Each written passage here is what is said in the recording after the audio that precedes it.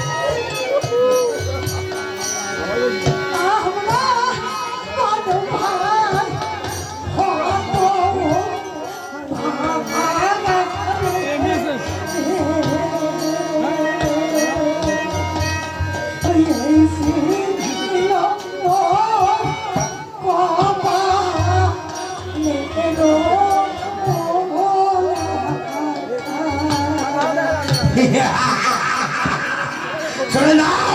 Surrender! Yeah! Yeah!